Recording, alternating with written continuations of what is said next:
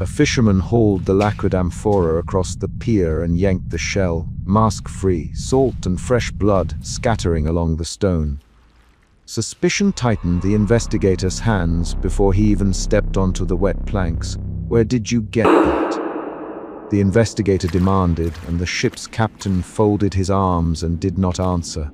The amphora clinked against timber. A carved sigil glinted where old varnish had been scraped away. The central problem sat on the quay, a ritual object tied to a pier name that men refused to speak aloud. He moved with a practiced economy of motion. Leather notebook open, spectacles low on his nose, fingers at the obsidian amulet until the amulet left a faint thumbprint on the paper. The investigator catalogued the evidence out loud, short sentences that kept the moment focused on facts. "Name the pier," he said. "Say the captain's name." The captain spat sea, salt, and named neither. The fisherman began to mutter about storm voices, and the captain shot him a sharp look that cut the man off. Within 5 sentences, the investigator's background was clear through concrete detail. A 48-year-old field scholar, weathered coat still carrying dried ferry smoke, a brass folding compass in the breast pocket, a lean frame used to climbing rigging. He had been mapping ritual networks at harbors across the eastern Mediterranean for 15 years. His hands still smelled of old parchment and cedar. That work had taught him to trust small marks. Rope burn on a merchant manifest, a notation in an account book appended by hand, a repeated pier name carved into a tombstone. Suspicion, not dread, drove him now. He needed to confirm whether a superstition had become civic leverage. The captain's refusal moved the scene toward confrontation. "Captain, I will write your name next to this sigil if you do not cooperate." The investigator, folding the notebook closed and tapping metal on wood. The captain stepped back and hissed, "You think your ink scares the sea?" He did not name the pier. The captain's body tightened as if bracing for a wave. An external event occurred. The captain left the pier abruptly, pushing past the fisherman and knocking the amphora. Men on the quay looked at the amphora as if it might show them a face. They carried the amphora to a makeshift table under a tarpaulin, lantern light trembling as early evening thickened. The investigator unsealed a rim and found residue of pine tar, traces of fish oil, and a ribbon wrapped around a shard of painted wood with a carved trident motif. He read aloud to the captain and the fisherman, keeping sentences short, trident carving repeated. "Ribbon knot tied in a harbor knot, not a merchant knot. Someone prepared this for a rite. Who delivered it?" The fisherman swapped looks. "A young man called Rue, not us. We found it in a net near the Old Mile buoy." The investigator checked the rim for maker's marks and found a faint, painted numeration used by a known fleet. He tapped the compass beside the amphora and felt the first emotion shift. Suspicion shifted to focused curiosity. The courtroom of the quay was small, low benches, men smelling of fish oil and lamp smoke, a single dog sleeping by the cleat. The investigator pointed questions and wrote names. Dialogue moved the scene. "Rua, say the buoy, Old Mile." Rui offered, "Captain, did you sail near Old Mile?" "We passed it last week," the captain answered. Clipped, "Did you accept offerings?"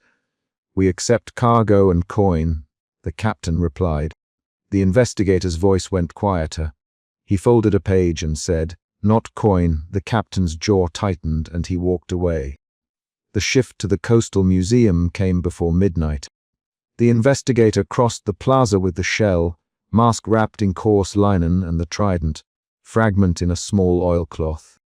He entered the archive with a slip of paper and a single name, Museum Curator Demetrios, pinned to his chest. The investigator presented the mask and asked for the shipping ledger. The curator's hands hovered over the ledger and then retreated. "Those pages are sealed, Messer Aster Demetrios." His voice had the dry, careful cadence of someone who indexed objects by shelf number and avoided sudden movements. "They were removed for preservation." The investigator leaned forward and fixed Demetrios with a steady look, removed or excised. Demetrios' face did not break, but his fingers brushed the ledger's edge in a telling way. He admitted certain entries had been removed and that some merchant fleets were redacted. Political pressure, he said. Municipal orders. The investigator watched the curator's hands. That was where the second emotion shift happened. Curiosity hardened into alarm. They argued in measured lines. Demetrios, list the fleets tied to Pier X. I cannot. Who ordered removal? I do not know the name who signed the letter. Only the seal. Describe the seal. A coiled beast and a trident, brass impressed. The investigator wrote the description and closed his notebook.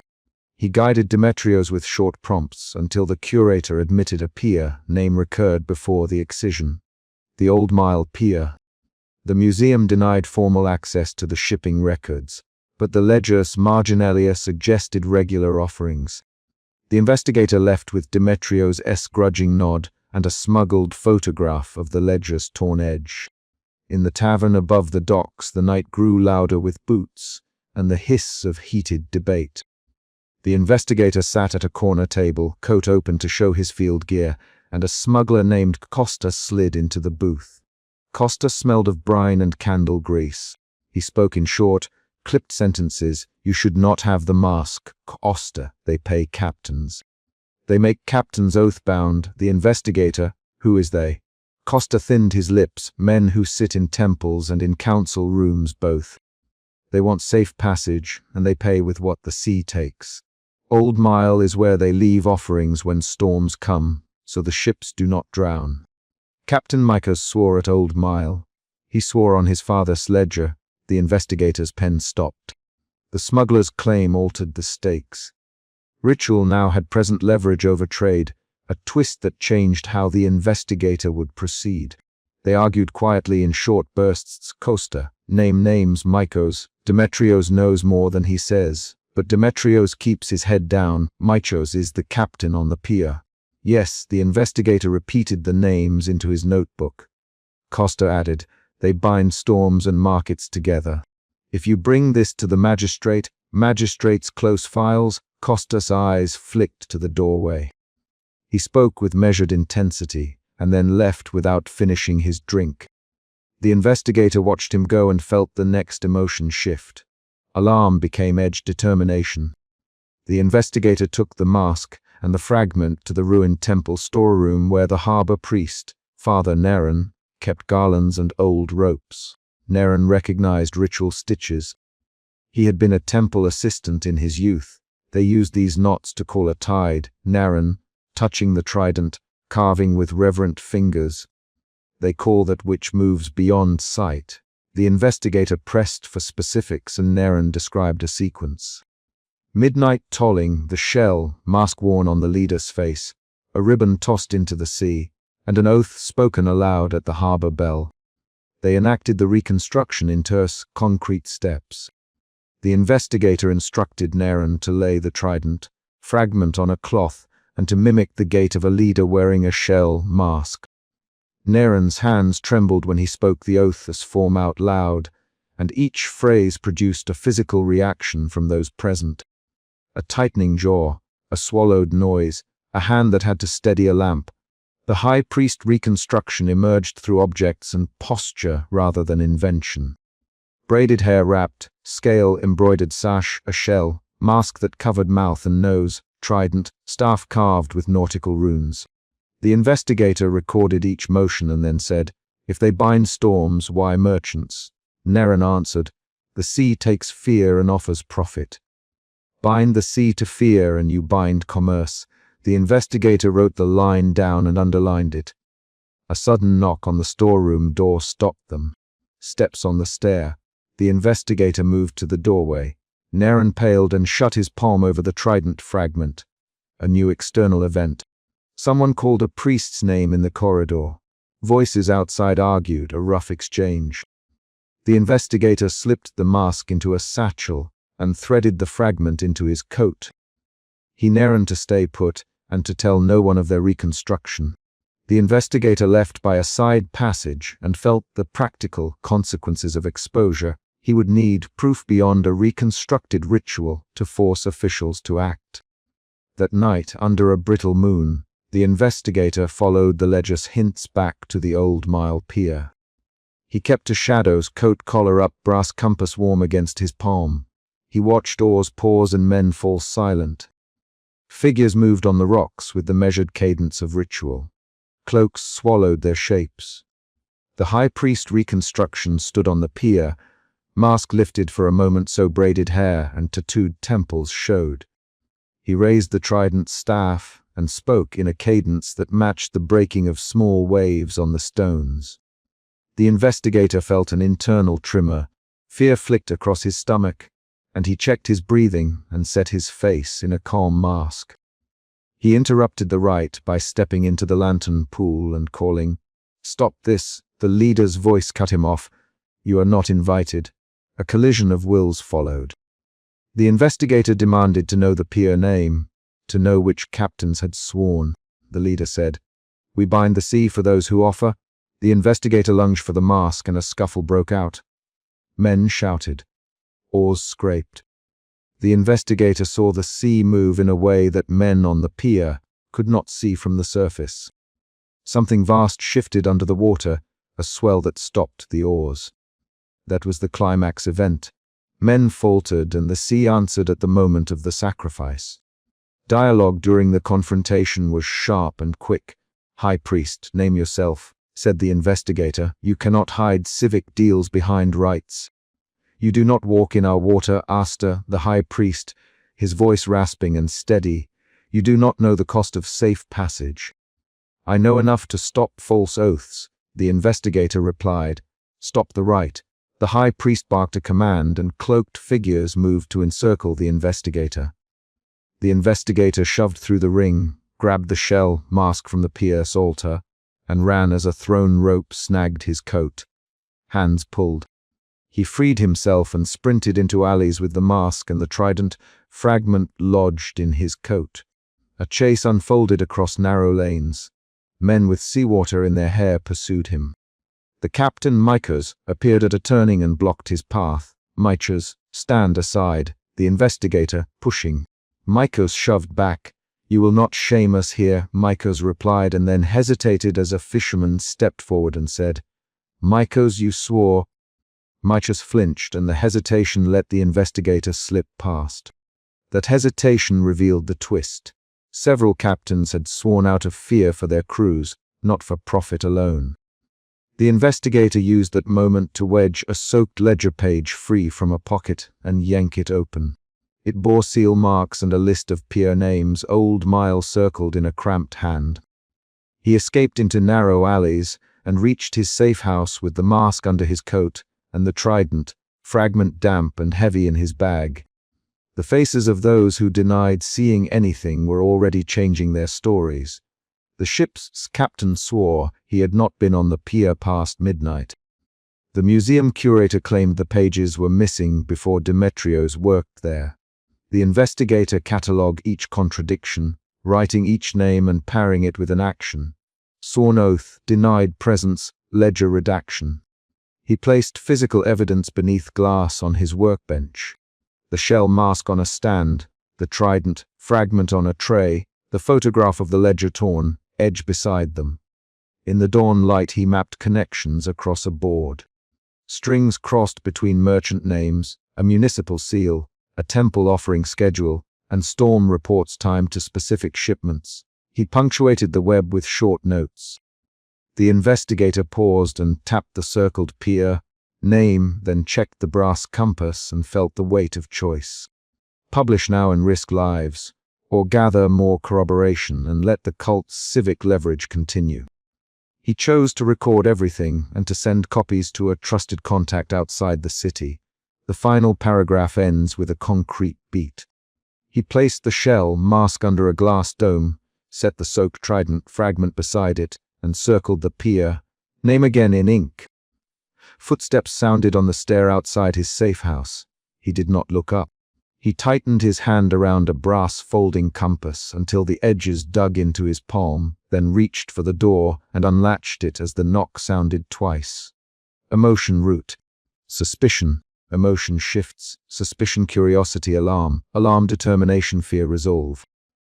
The chapter followed the pier discovery through inspection, institutional denial, informal bargaining, practical reconstruction, a violent nighttime confrontation, escape with contested proof, and a final unresolved but concrete decision. Dialogue carried accusations, denials, and bargaining. Actions produced revelations.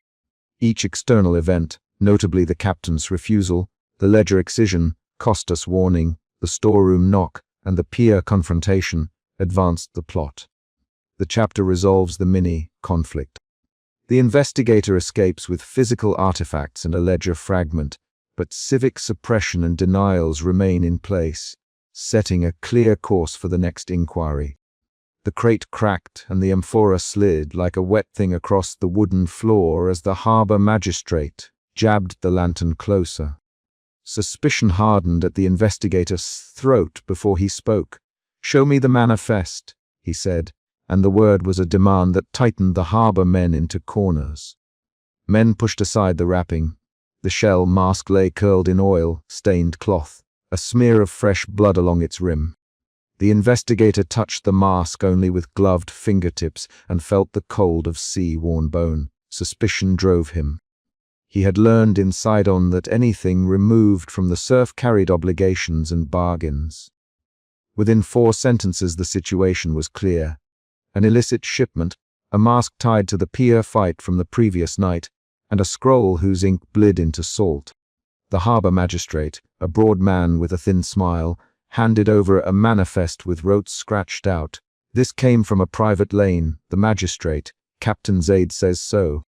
The investigator read and watched the captain, who kept his jaw tight and refused to meet the investigator's eyes. The central problem lay plain in those minutes. Goods meant for common trade were moving through a private channel linked to ritual paraphernalia and unknown patrons. The investigator's hands stayed busy. He pried open the amphora's cork and smelled oil, fermented grain, and a faint burn of cedar. He unrolled the blood-stained scroll and read the first line aloud. The ink used a looping, angular hand and repeated a sigil he had already seen carved into wet stone on the pier in the earlier incident. The sigil's name softly, Leviathan sigil, and looked up. "Where did you pick this up?" he demanded. Ship's Captain Zaid swallowed, then answered in short lines from beyond the headland. "Zaid, a night drop. Who ordered it?" Zaid avoided the name, not for me to say. The investigator tightened his fingers on the scroll and pressed his thumb into the parchment until the ink bled into the fold. He considered the captain's face, sun-leathered hard eyes. Suspicion shifted toward frustration when Zaid refused to name names. They moved the crate to the quay office under a single tallow lamp, and the investigator kept speaking in clipped sentences to keep the captain from closing. "We know you ran the drop," he said. "We know who brought the amphora in. Tell me where you set it down." The captain tapped a finger on the ledger headland. "At the private shrine," he said, "at the old cedar outcrop." A man with braided hair and a shell mask waited. He paid with a pouch of silver. That was all. The investigator repeated the high priest's features to himself. Braided hair, scale, embroidered robe, a trident, staff carved with runes. The image matched the reconstruction he had seen in the temple archive. The interrogation went narrower. Names, the investigator. There are patrons above the magistrate's rank. Zaid. They were careful. A pause. Then a short, sharp exchange. "You risked your ship. You risked lives. We were paid." "Zaid, we always are." The investigator watched Zaid's hands. They were collused where a sailor's palm meets rope, but there was a smear of ink on his ring finger that matched the script from the scroll. The investigator's suspicion slid toward certainty. He walked to the window and looked toward the headland silhouette. Rain had begun in a thin line offshore. Dawn found the investigator in a museum backroom with a curator named Marin and an archaeologist called Dira. The amphora sat on a padded table between oil lamps. Dira pried a small shard from the lip and set it under a lens. "The glaze is foreign to local kilns. Dira, look here. The sigil is not mere ornament. It is a cataloging mark, a cult vocabulary." They used it to record offerings. Dira's voice was cool and precise. She had the rhythm of someone who read pottery like a ledger. Are you saying the high priest kept records? The investigator, yes, Dira, and whoever made this amphora used the same hand as those ledgers. The pattern of offerings matches shipping losses we've ignored. She slid a list of wrecks across the table. The investigator scanned dates and ship names. The pattern leapt at him. Sinkings aligned with ritual dates. His jaw tightened until Dira reached across and placed a steady hand on the table. If you publish this, she warned, they will come for you. Her warning moved his suspicion into fear. He left without making a promise. On the quay, he met the harbor magistrate in a narrow office wallpapered with maps. You signed for private lanes. The investigator, you let routes close. The magistrate smiled thinly. We protect shipping and commerce, he said. Sometimes men pay for protection. Some routes were closed deliberately. The investigator, ship logs show deviations on ritual dates. Names vanish. Crews disappear. The magistrate's fingers tapped once on the desk. You think I order ships sunk? He asked. The investigator did not accuse.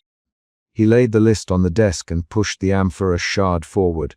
There is a ledger that ties this to slips in navigation and to payments, he said. Someone manipulated rotes for advantage. The magistrate's face lost its practiced ease. I can protect everything. There are forces at the headland no magistrate commands. That answer was a turn. The investigator felt a shift in the room, from targeted suspicion to caution threaded with dread. He left the office with a copy of the port's register and a map with pins marking the sinkings. On the walk back, he kept fingering the obsidian amulet at his throat and found that the carved sigil on the mask matched a chip of obsidian set in the amulet's rim. Two objects, the same mark. At the temple archive under Sidon, a local elder named Yeren led the investigator down stone steps to a ledger-bound shelf. The air smelled of mold, cedar smoke, and salt that seeped from the walls. Yeren opened a folio and pointed to drawings of tides and lists of offerings. Our priests negotiated passage. Yeren, they promised safe travel when the rights were right. They demanded offerings in return for safe winds. He tapped a line where a trident, staff described in ritual script, was offered in exchange for a mapped route. It is a binding, not a prayer, Yeren added. The investigator read the ledger aloud and felt the ledger's weight in his hands. The words spelled bargaining. Offerings in exchange for favor. The ledger contained names, but several entries used titles and shortened, not personal names. One entry stood out. A notation beside several entries with the same looping hand that wrote the scroll from the amphora. The investigator traced the ink with his finger until it stopped at a notation that listed docks and dates. He looked up. You mean the priests arranged ship movements? He asked. Yeren nodded. They did what the sea demanded and what men could offer. They took silver for routes and silence for sinkings. The investigator's actions became urgent. He left Yeren and walked the headland alone, fingers tracing the carved sigil on a mossy stone where the tide lapped at rune belts. He photographed the glyph and counted the ledger dates against ship manifests. The pattern matured into an accusation. The high priest's rights coincided with profitable losses. He felt anger now, anger at men who sold lives for coin, anger at the ease with which merchants accepted bargains. Back at night he returned to the magistrate and pushed the register across the desk. This is coordination, he said. Someone set the routes. You have to shut it down. The magistrate's lips twitched. You cannot make a kingdom of law where religion rules the tides. The investigator slammed a fist on the wood. Someone ordered sinkings, he said. You know that? The magistrate inhaled and let out the smallest sigh. Then, in a low voice, we have records of routes protected for certain patrons. We turn a blind eye when our coffers fill, but not all sinkings were ordered. Some things happen at sea that neither magistrate nor God plans. The investigator's doubt returned for a moment. Could ledger coincidences be accidental? Then he found his evidence again. Zaid's ink, Stained finger, dearer S. Shard, the dates. An exchange on the pier that night turned the doubt into a cliff. He met the ship's captain in a narrow alley and forced the conversation. Zaid, who paid you? The investigator. Zaid's eyes darted. I told you, brass pouches. A man with a shell mask. He gave me a signet to use at the headland. He to leave the amphora near the old cedar and walk away. The investigator rattled off the ledger dates. You set the drop on the 23rd, he said. You were paid again on the 30th. Why, Zaid's jaw tightened. I was paid to attach a false manifest to a cargo bound for a mercantile line. Zaid, I didn't pick the route. I only delivered, they argued in short, rapid lines. Zaid, names, I have none. You gambled with lives. We take orders. Orders from whom? I don't know. Zaid's loyalty broke at the end. He whispered. There's a private landing by the cedar. Masks and sashes. They meet the Trident. Staff man. That's all I know. The investigator felt anger seed to determination. He had a location and a time. He arranged a watch with the harbor magistrate after coaxing a reluctant promise. The magistrate would station 2 guards on the patrol lane, while the investigator and Zaid kept to the shadows. They waited on the rocky pier beneath the headland as a storm formed offshore. The sea rose with a hard voice and lightning cut the sky. Masks waited on the black rocks. Figures in scale, embroidered robes, shells in their belts, chanting low syllables that matched the ledger's chants. The investigator counted the cultists and watched a figure in a scale robe raise a trident staff. The climax began with a single violent command. The high priest stepped forward and spoke in a rasp that mimicked breaking waves. He wore the shell mask and moved as if that breathed under him. Men lunged. The ship's captain moved faster than the investigator expected and swung to block an arm from reaching the amphora. The investigator grabbed the scroll and tried to pull the amphora back to the pier, but a cultist's hand closed on the jar and lifted as if to return it to the surf. The fight was raw and immediate. Salt stung open skin. A cultist's ring caught the investigator's coat and tore a seam. The ship's captain cursed and pushed a masked hand into the surf. There were rapid exchanges of breath and shouted names. Zaid, hold. The investigator barked, a cult investigator, to me! Zaid shouted, magistrate, now. The investigator called. The harbor magistrate's guard arrived late, breathless, with torches. Men collided on the rocks. A slab cracked under a boot. The trident staff flashed. For a moment the amphora teetered on the pier's edge, and then the high priest's cloak whipped as lightning struck. A cultist reached for the amphora and slipped. The jar rolled and splashed. The investigator lunged and caught it, but another cultist shoved him, and the amphora crashed into the surf. Water swallowed the amphora and the shell, mask bobbed like debris before sinking into a darker pocket. The investigator dove without hesitation. The water was cold and heavy and pushed into his lungs as he reached for the mask. A rope coiled around his leg, and a masked hand tried to pull him under. He kicked and struck at faces he could not see clearly.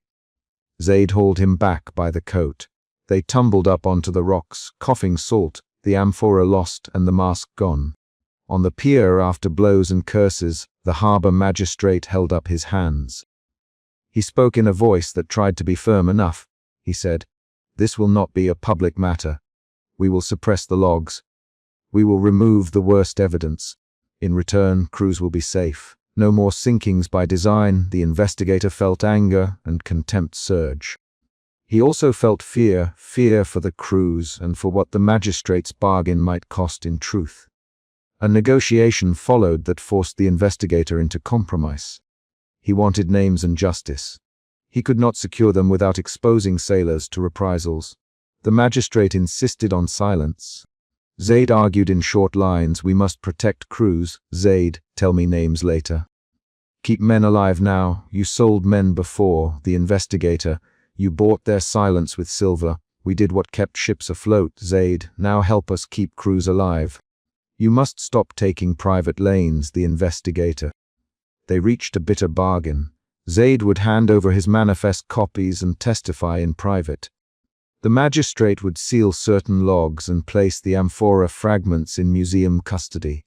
The investigator would accept restricted publication and a guarded transfer of the shell, mask to the museum.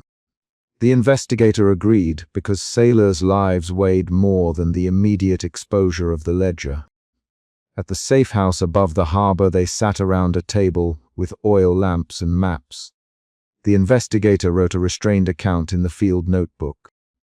Dira sat opposite and argued that the record should be public. "You will not stop them with secrecy," she said. "You will only give them room to move." The investigator wrote slowly and kept his sentences clinical. He recorded the ledger entries he could prove and the sinkings that matched. He recorded Zaid's admission and the magistrate's compromised promise.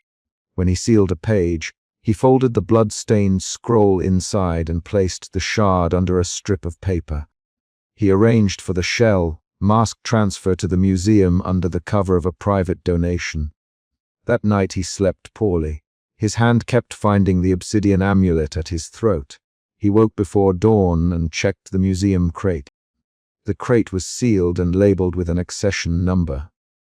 It would go into the archive with restricted access. He slid the mask's empty padding aside and found a smear of carved ink on the plywood where the mask had rested. He took a rubbing, compared it to his amulet, and traced the same angular loop. A new emotion settled. Unease that was more than fear. It was knowledge of connection. In the pre-dawn air, he penned a short note to Yaren that asked a direct question. Which priests used the looped hand? Before he could seal it, a muffled knock sounded at his door. He froze, hand on the amulet. He had only sealed partial truth and struck a deal that saved crews but left many questions about who profited.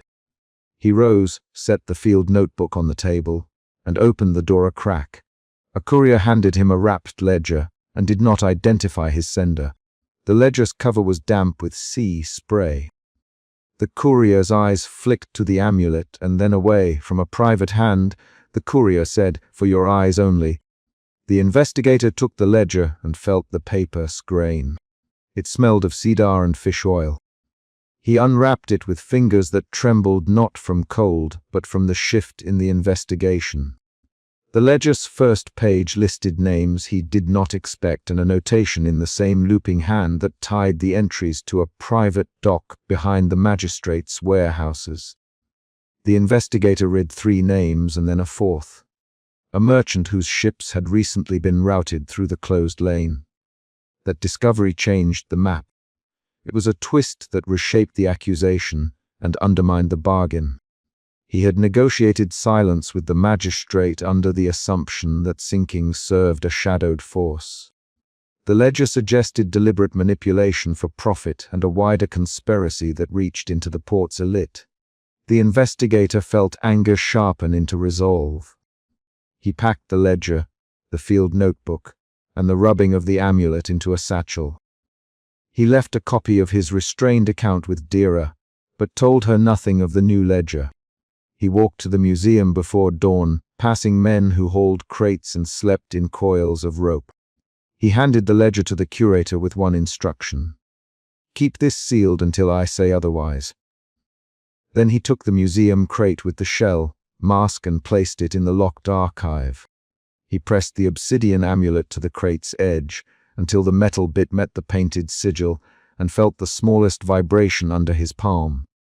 It was not a vision. It was a tactile recognition that the 2 objects belonged to the same system of signs. He closed the crate, laced the straps, and set the room key on the table. He had resolved the chapter's immediate fight. The amphora was gone, the mask secured, crews protected for the moment. He had forced a bargain that kept men alive but ceded the ledger's exposure. He had won a battle and lost the truth that might end the cult's reach. The last action was concrete. He slid the field notebook into his coat, shouldered the satchel with the new ledger, and turned to the door. The knock at the door came twice more, harder. He opened the door fully and found the harbor magistrate standing in a rain-dark cloak, his face close and tired. "The magistrate, there are names in that ledger you do not want to speak aloud. The investigator looked at him, and then down at the satchel. He shifted his grip and met the magistrate's eyes. He answered in a low voice, "Then we find them where they hide." The magistrate nodded once and turned away. But before he left, he said, "Be careful of the sea's bargains. They do not keep to promises." The investigator watched him go, and then, in a precise movement, closed the door, locked it, and placed the ledger inside the field notebook before slipping the amulet back under his collar. He walked to the window, looked toward the headland, where the tide still moved in patterns learned by men and priests, and heard the harbor bell strike 6 times. The chapter ended with his hand on the amulet and the ledger folded flat, a concrete beat that sent him toward the next decision, emotion route. Suspicion, emotion shifts. Suspicion, frustration, fear, anger, compromise, resolve. He wrenched the rusted sea, grate outward and salt. Slick iron screamed against stone as a lacquered amphora bumped a dark fissure. Suspicion tightened his fingers before he even saw the acolyte's hands, knees pressed to wet rock, head bowed toward the mouth of the grotto. The investigator moved with the deliberate economy of someone who had read more rites than reports. He kept his voice low, hold still. The investigator, Don T, let it go into the water. The problem was immediate and precise. If the amphora reached the fissure intact, the cult's tide, ritual would activate at dawn and bind Leviathan into the season's favor. That binding would trade repeated offerings for safer navigation and higher cargo yields. The city would gain lanes and lose suns to a hunger the priests kept sealed. From the start, his actions showed why he had been called. He planted his boot on the grate, braced his brass folding compass under the heel of his coat, and read the numbers carved into the amphora's neck with a fingertip that still bore ink from earlier cataloging. The investigator's appearance mattered now in a practical way. The pale olive skin of his hands, the thin scar along his left jaw, the small obsidian amulet that he rolled between his index and thumb when he cataloged ritual marks. He carried a worn leather-field notebook in the inside breast of his coat. The pages inside smelled of sea, salt and old glue. He did not ask for permission to force the grate. He shoved. The diver, shoulders braced under a salt, stiff hood, slipped a hand through the opening and felt the amphora's round belly. "Investigator," the diver rasped. "It counts names. There's rope underneath." The seal S set to break with the dawn tide. The investigator tapped the amphora's lip with his brass compass until the lacquer answered with a ringing note.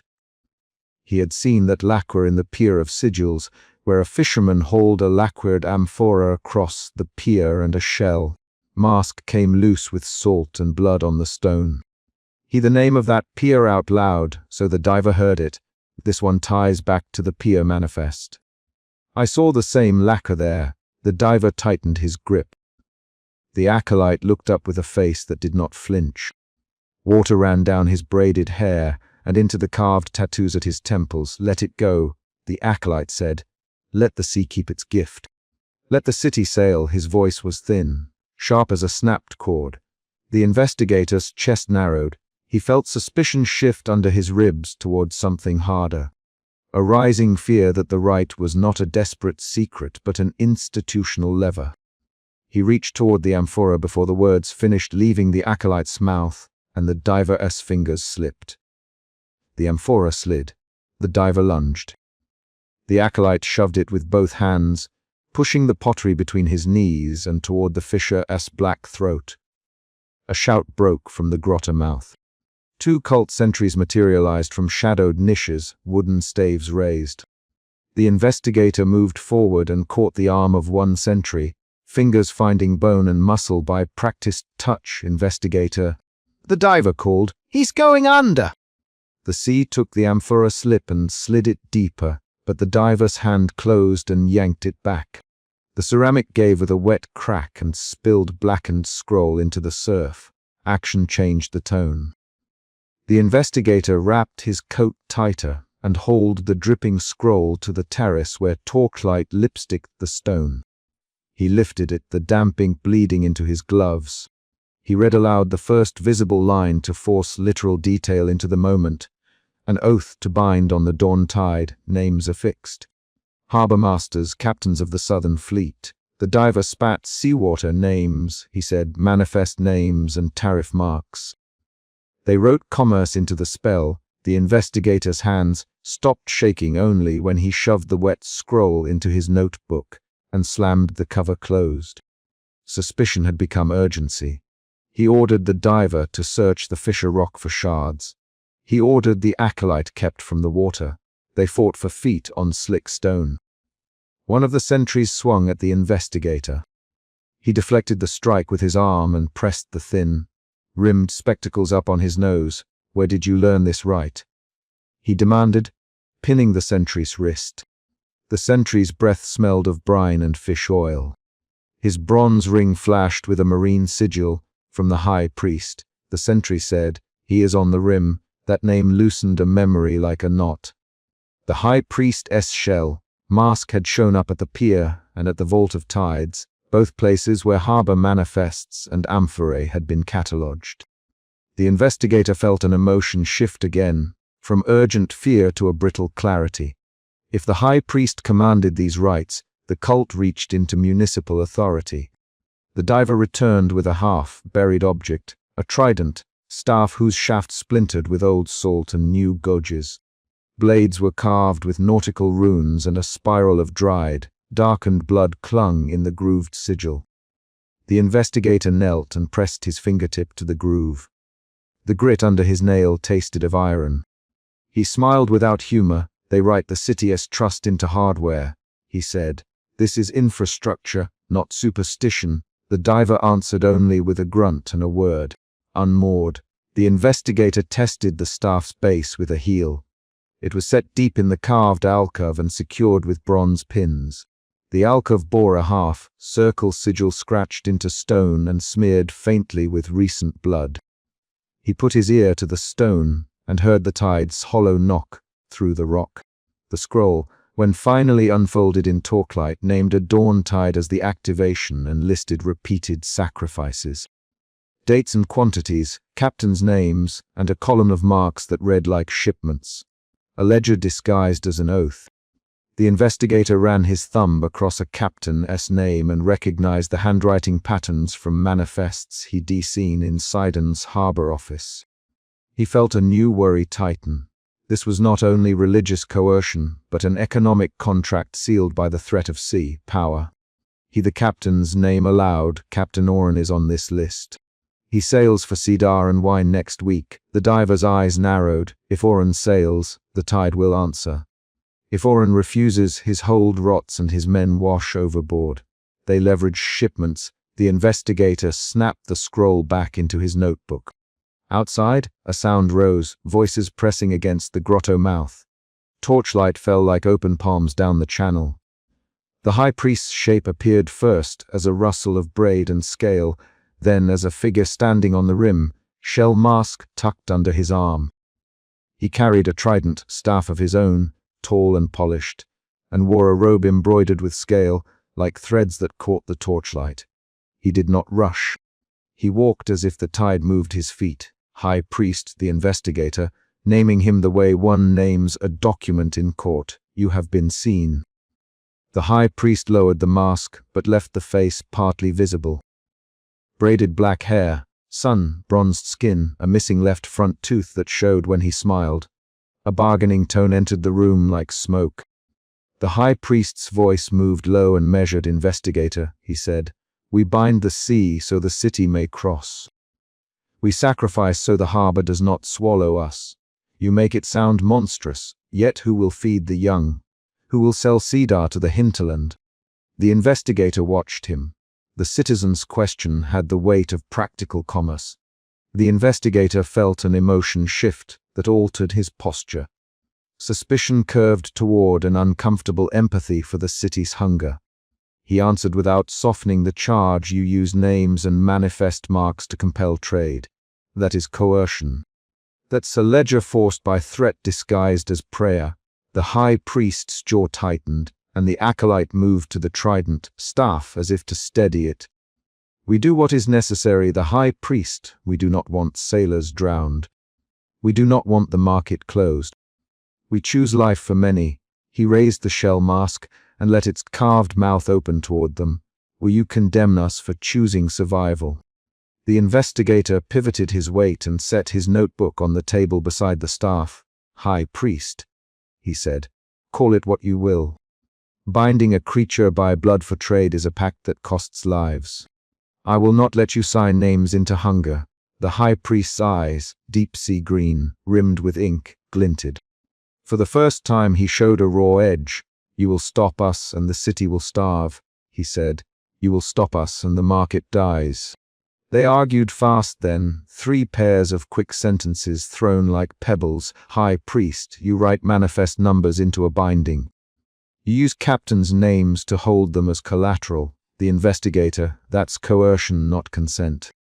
I saw the ledger marks in the vault of tides, and I saw harbor magistrates sign the receipts.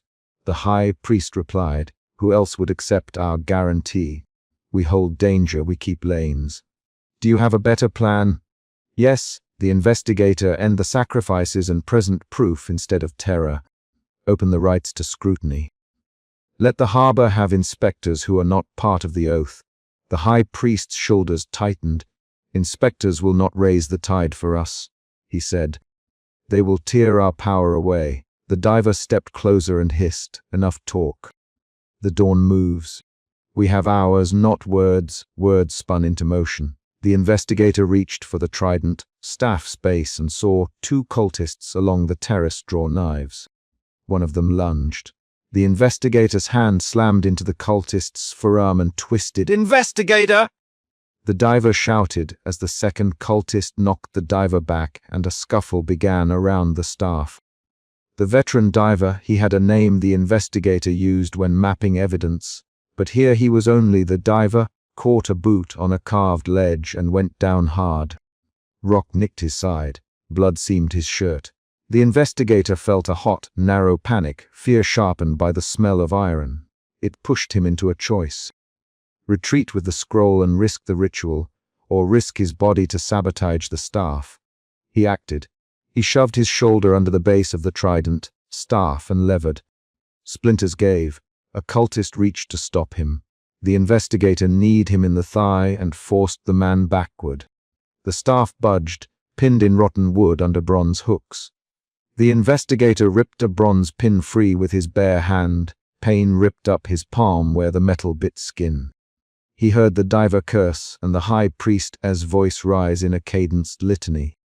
The tide under the grotto lifted, and in a long, hollow voice the high priest intoned phrases the investigator could not at first pass. The amphora at the fissure sent up a thin column of bioluminescent foam, and the water within the chamber pulled toward the alcove. The ritual accelerated. The high priest's chant gained volume, and the cultists closed in with a single, frightening syncopation of bodies. The investigator felt his fear compound into a practical, cold resolve. He reached into his pocket, pulled out a small knife, and drove it under the staff's base, where a carved seam met the stone. The knife cracked a groove and wood dust sprayed his knuckles. A cultist grabbed his coat, and the veteran diver staggered to his feet, clutching a bleeding side. Investigator! The pin. The diver wheezed. The investigator yanked again. Bronze pins flew and the staff shifted free in a wet, grinding sound. That sound became the chapter's mini cliffhanger.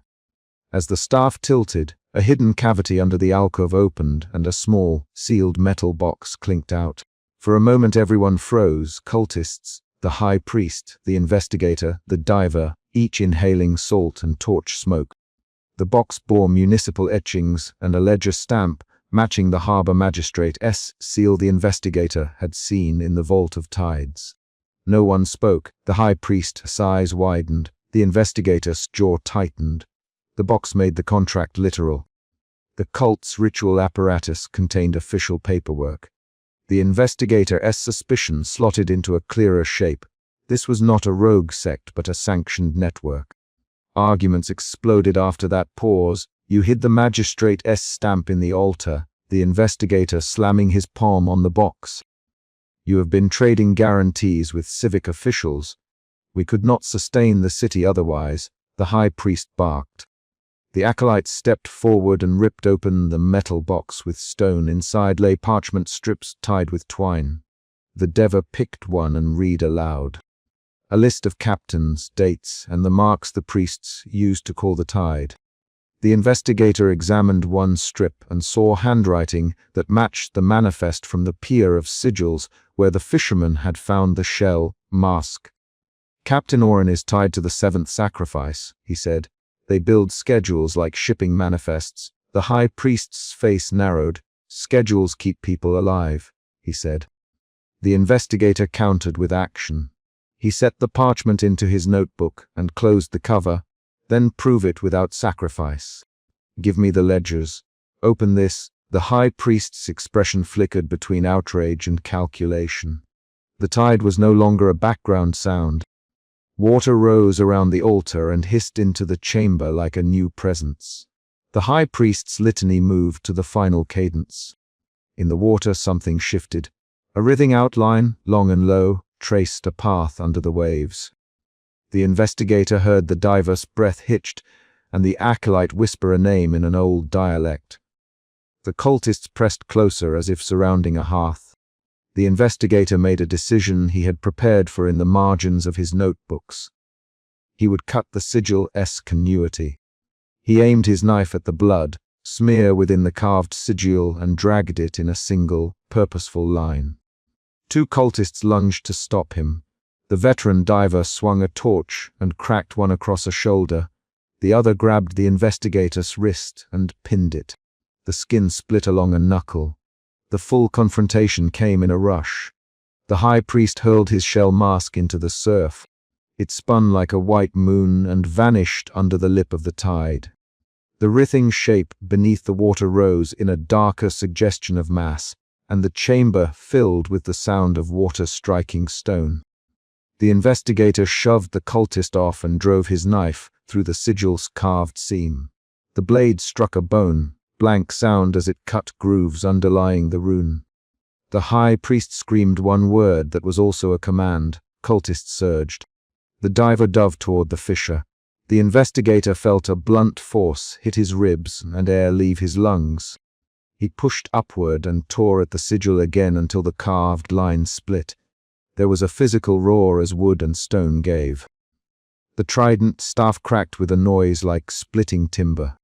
Water exploded into the chamber and knocked everybody off their feet.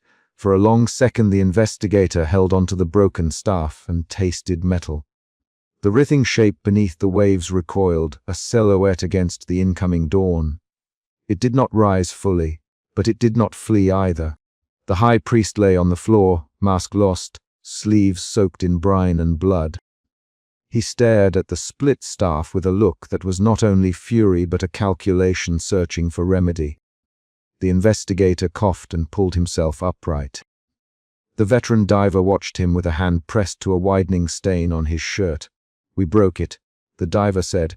"We cut its anchor." The investigator's chest felt hollow but not relieved. The aftermath was practical and quiet. The cultists fled into the wet folds of the grotto or sank under the idea of escape.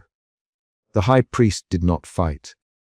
He sat propped against a carved column and wiped his mouth with a bloodied sleeve. The investigator gathered the metal box and the parchment strips and forced them into his notebook. The shell mask washed ashore later, a white curve among kelp. The investigator held the broken trident fragment in both hands and inspected the new edge where the rune had been severed. The wood's grain showed the score the knife had made, and a splinter lodged like proof. He slid the splinter into a case inside his notebook and tied it down with a leather strap. The city above woke in bits, a gull-esque cry, a merchant's cart rattling, a bell from a small chapel. Survivors gathered on the cliff. The diver bruised and breathing through clenched teeth. The wounded ally wrapped in a spare coat. The investigator hunched over his open notebook. He read a line aloud from the damp ledger to keep the moment anchored. Captain Oren, 7th Dawn. Tariff code. Cedar 70, 2 amphora. The diver spat. They scheduled lives like cargo. They put names on a ledger and bought passage to impunity. The investigator closed the notebook and tucked the metal splinter into his palm. He felt an emotion settle, resolution edged with unease. They had stopped the binding for this dawn, but the documents proved the system existed and naval commerce would not realign itself overnight. Before moving, the investigator checked the high priest. He expected defiance. Instead, the priest spoke in a rushed, brittle voice. "You cut the anchor. We were finished either way. The sea demanded its due. Who signs with your seal?" The investigator. The high priest coughed and spat seawater. "The harbor magistrate once signed," he said. "There are names in their hands. You must look at the Vault of Tides and the pier manifests. You will see who traded guarantees for lanes. That brought the past chapters into a useful loop. The Pier of Sigils and the Vault of Tides were not isolated discoveries but parts of a alleged system." The investigator nodded and felt the plot tighten into a new task list. Document the paperwork, confront the magistracy, and find captains on the lists. The cliff wind took the smell of cedar and salt, and the investigator moved toward the waterline. A shell, mask washed ashore and rolled to his boot. He picked it up with his left hand, fingers finding the carved seam where the mask had been glued. The missing tooth of the high priest Esgrin seemed small in the mask's empty mouth.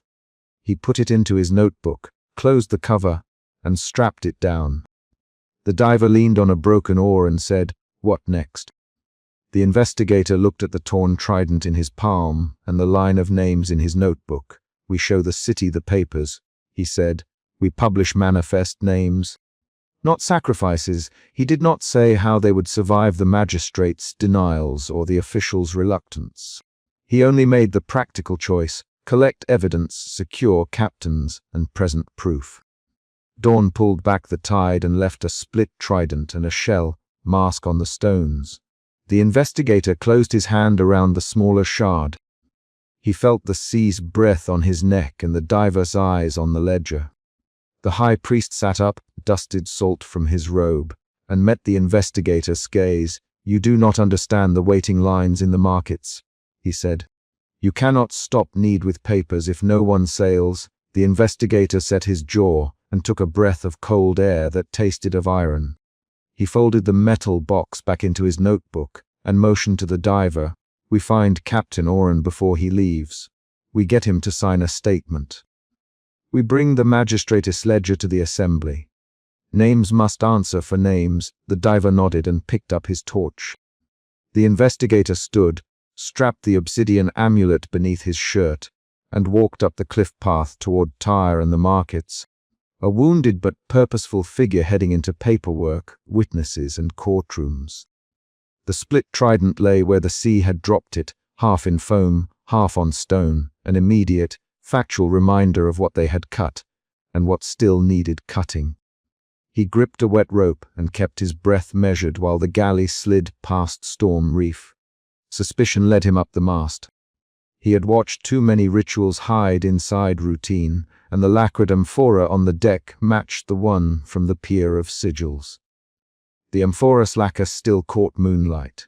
Cloaked acolytes moved in precise knots and salted the cord with shaking hands. The investigator's jaw tightened. His hand found the obsidian amulet under his shirt. He had to know whether the cult planned a single theft or a planned binding that would steer ships off course.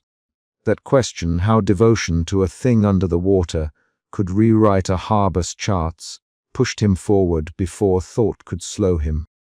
He slipped along the shrouds and lowered himself toward the mast to keep to shadow and salt spray. He was 48, lean, with dark grey hair swept back, spectacles braced against his face, and a thin scar along the left jaw that tightened when he held his head wrong. His coat smelled of wet wool and old parchment. He kept his brass compass in a pocket. His right index finger still bore a faint ink stain from late notes. Suspicion made his hands deliberate. He scanned faces below. A ship's captain with a knotted rope across his shoulder, 2 acolytes who kept their hands close to the amphora, and a figure who folded a shell. mask into a cloth, its rim streaked with salt and a dried dark stain. He watched the captain whisper to the high acolyte.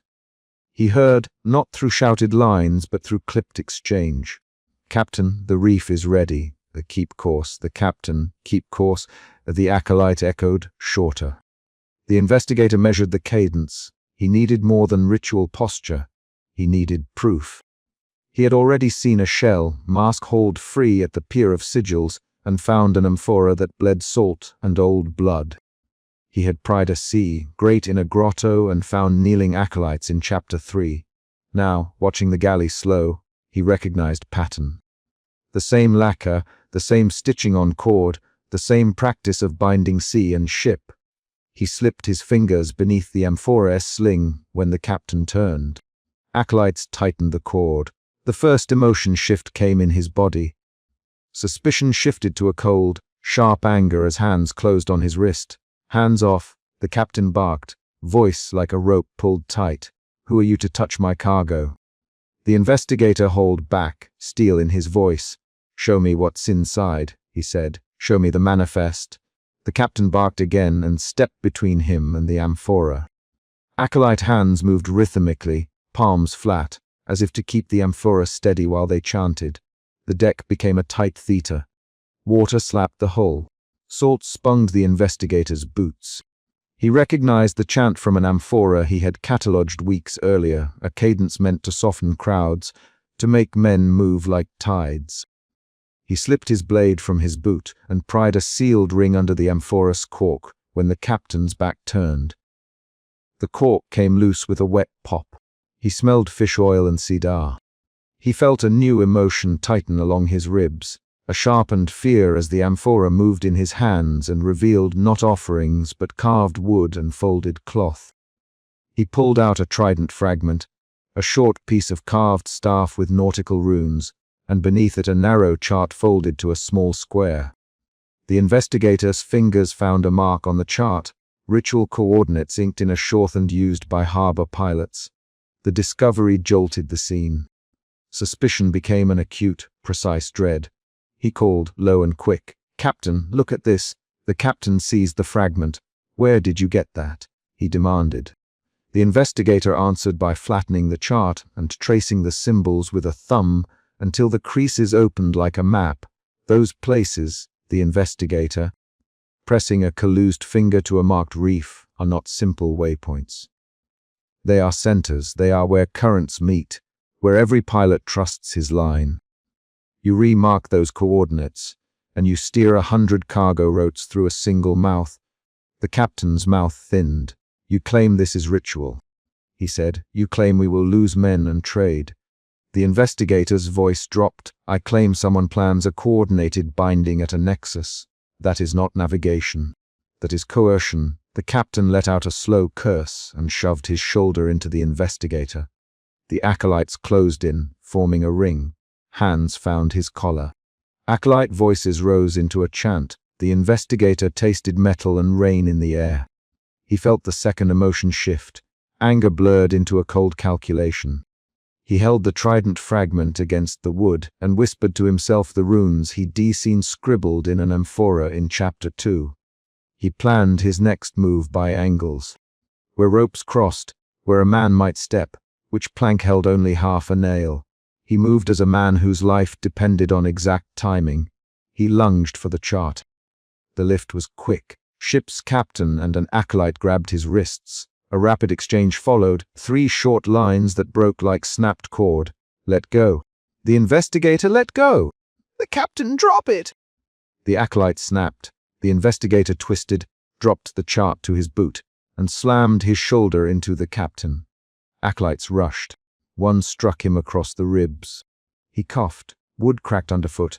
Then a skiff's oar hit the galley rail. A shadow moved alongside, and a new voice cleared the deck. The high priest stepped aboard with wet braids and a robe that shimmered like scaled linen. He wore the shell mask on his hip, not his face, and carried a trident, staff carved with runes that matched the fragment. He did not hurry. He did not shout. He put one foot on the deck and said, "Enough." The crew stilled. The investigator's wrists stung where men had held him. The high priest's eyes, sea green beneath the braid, found the investigator. He smiled in a way that did not reach his mouth. "Who binds the wind to a man's voice?" he asked. The investigator answered without dropping the chart. "You bind the sea to a mark. You ask the currents to carry harm. We ask the sea to keep the people fed. The high priest, we ask it for protection." The investigator's voice tightened. Protection by rerouting ships, by pulling trade into one path. The high priest's hand found the trident staff.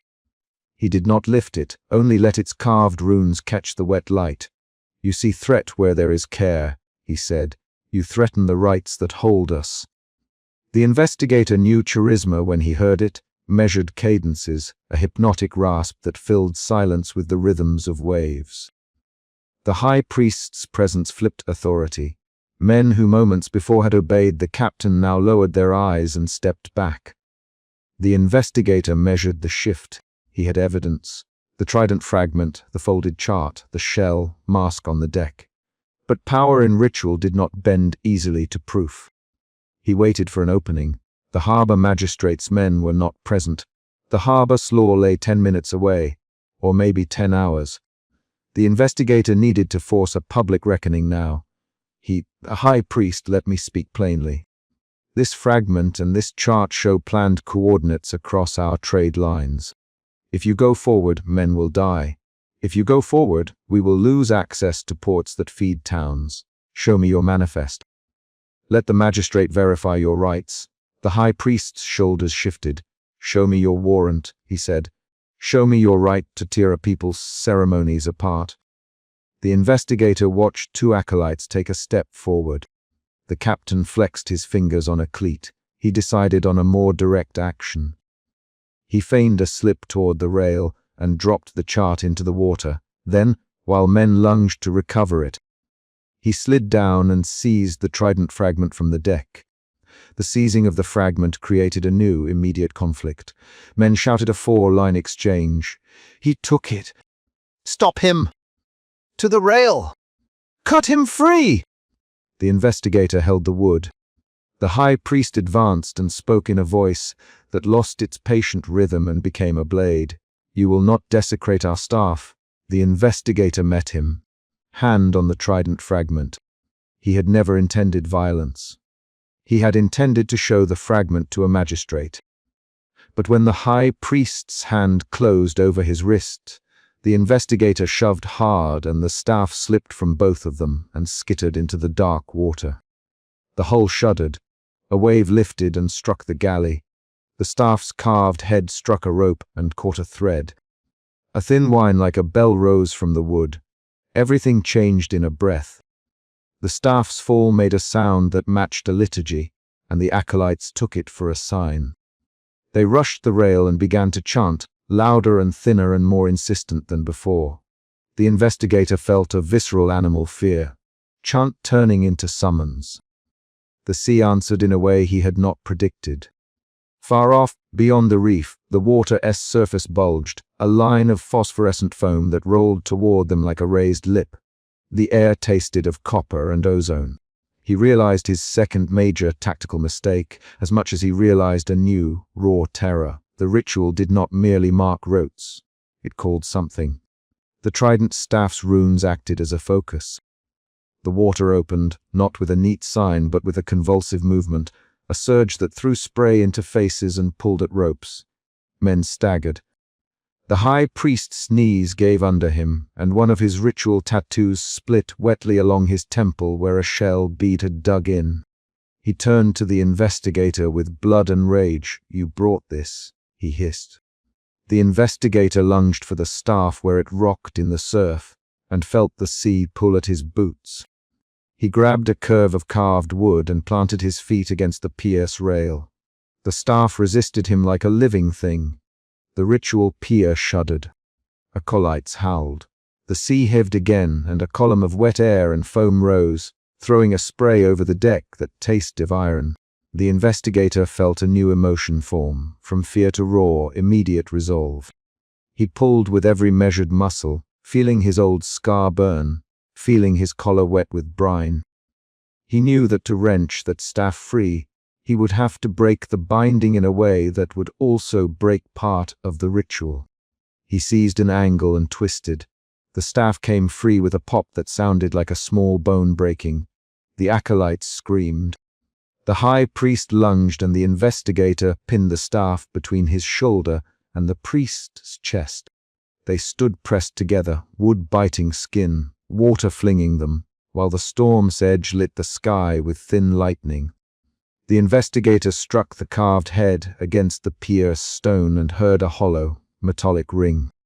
The water answered in a high, keening rope of sound, and then stilled in a place where a coil of foam rose and then sank. The rupture unmade the binding precisely and violently. Sea foam lashed the high priest's robe and tore a fringe of scales. Acolytes toppled. The investigator shoved the staff away and rolled onto the slick rock as a column of water crashed up the pyre, filling the air with a smell of bent copper and old kelp. Men were thrown to their knees. The high priest scrambled, blood on his mouth, and ran barefoot toward the surf.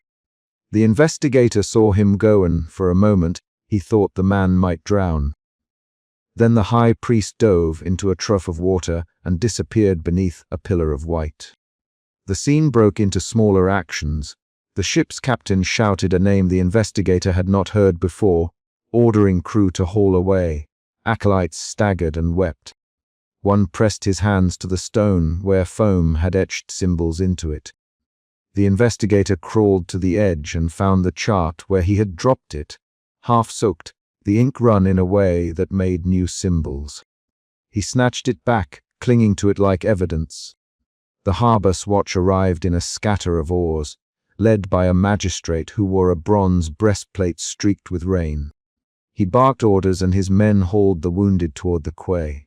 Voices carried, plain, civic voices that cut ritual cadence. The harbor magistrate moved with an efficient authority that unsettled the ritual's sway. He seized the trident fragment, turned it over in his hands, and looked at the investigator. "You," he said, and his voice held no ritual warmth. "You have proof." The investigator held up the chart and the fragment. "I have this," he said. "I have the trident's head. I have the coordinates. I have witnesses." The magistrate's face closed into a thin line. He ordered the harbor watch to secure the pier and to search the galley for more artifacts. The captain protested in a fast string of words. "This will ruin our business," the magistrate cut him off. "Business will not matter if men die." "Get the manifest," the captain stepped aside. In the aftermath, the injured were tended. The high priest had not returned.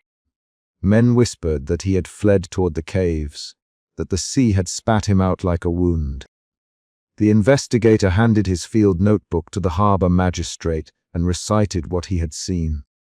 The amphora's lacquer, the binding cords salted, the trident, staff carved with nautical runes, the chart marked at nexus points. The magistrate listened and had his own officers examine the amphora and the smudged ink. Evidence moved the scene into a civic frame. The harbor magistrate declared a temporary closure of certain lanes and demanded manifest checks at key waypoints. He assigned officers to inspect merchant logs. The harbor men, who had been friends to both ritual and trade, shifted their loyalties along the smallest line of survival. A public law backed by the threat of prison, the investigator felt the final emotion shift. Relief that the magistrate would act, tempered by a worn dread that ritual networks ran deeper than one's staff. He had forced authority into the open, but he had also shown the cult what he knew.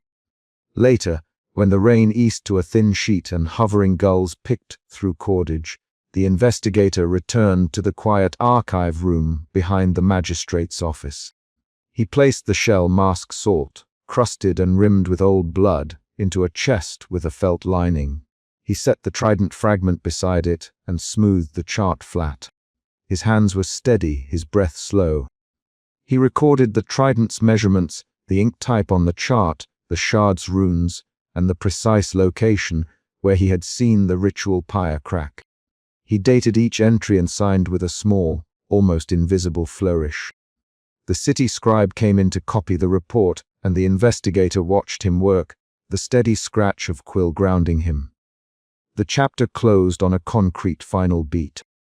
The harbour magistrate took the trident fragment in both hands and said, "This will be catalogued and kept in a secure chest." "You will deliver these notes to the council," the investigator replied. "I will." The magistrate looked him in the eye. "And you will not pursue this alone?" he asked. The investigator felt the weight of being the one who saw. He folded his hands over the chart and said, "I will not let it go." He handed the chart across the table. The magistrate locked the chest, closed the lid, and set the key into a leather pouch at his belt. Rain hammered the harbour outside. The investigator stepped out onto the quay and watched men haul a crate marked for Poseidon. He saw the ship's captain speak once to the harbour watch and then walk away to mend a torn sail. He carried the shell mask wrapped in oilcloth into the magistrate's care and felt the final resolution. The immediate threat was broken, the ritual's visible instruments were secured, and civic authority had a path to investigate. He also understood there were threads remaining, networks of captains, priests, merchants. He had not severed all of them. He had only exposed one knot, but the chapter ended with a clear, concrete action. He closed the chest and handed the key to the magistrate, who locked the harbour's new evidence away. That locking was a decision with paper and iron behind it, not a promise. It was a beginning of legal work and archival pursuit, and it was the tangible end of the night's violence. He walked down the quay, the shell mask heavy against his ribs inside its cloth, and a gull dropped a small, glistening fish at his feet. He looked at the sea and measured its ordinary surface. Lanes of trade, patched sails, men who would not know the lines that had almost been redrawn. He did not speak to anyone. He walked toward his study with the trident fragment catalogued and the chart copied twice. He would follow the remaining coordinates. He would cross-check pilot logs, and he would trace payments. The high priest had fled into surf and storm. The harbour had the staff and the map.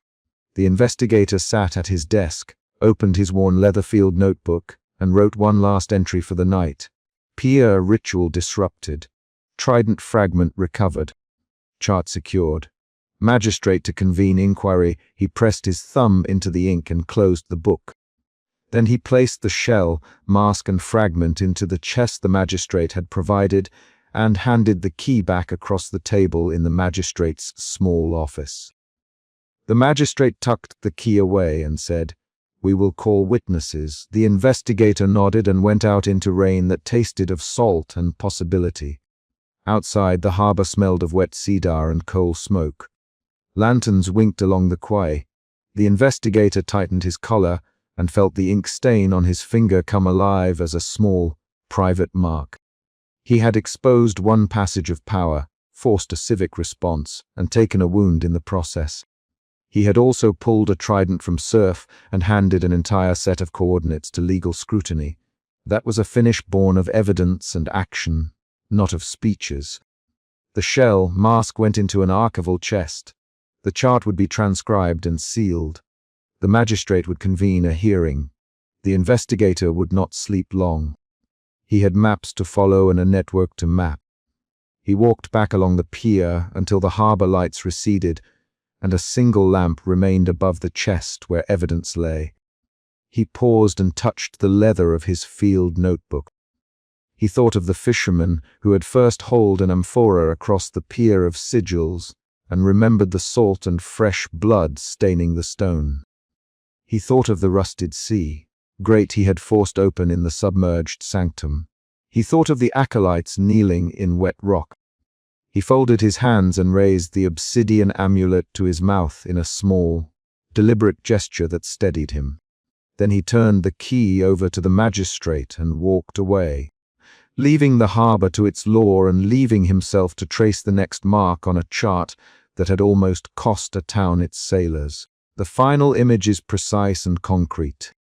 The magistrate closes the chest, the key clicks, a seal is stamped on the ledger, and the investigator steps into rain with his coat drawn up, head bent against the cold. He has proof, a wounded high priest who fled into surf, and a harbor that will now question maps and manifests. He has not erased the cult. He has forced it into sight. The chapter ends on the magistrate's hand closing over the trident fragment and the investigator walking out over the quay, the shell, mask wrapped and catalogued. Footsteps squelching in the thin harbor mud. The scene resolves the immediate conflict of the chapter. The binding at Storm Reef is disrupted. The instruments of the ritual are secured. Civic authority takes custody of evidence. Questions remain: how far the network ran, who paid for the charts, but the chapter closes on measured action. The chest is locked, the chart recorded, the magistrate has jurisdiction, and the investigator prepares to follow the remaining coordinates.